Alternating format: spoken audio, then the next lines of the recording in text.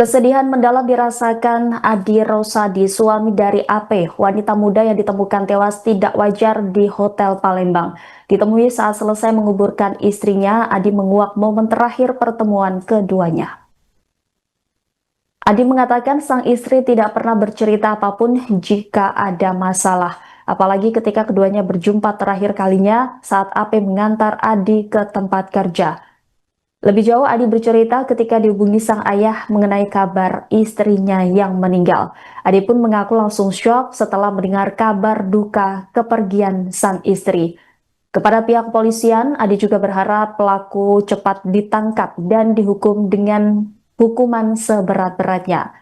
Sementara itu, Kasat Reskrim Polrestabes Palembang AKBP Andri Setiawan Download Tribun X sekarang, menghadirkan lokal menjadi Indonesia.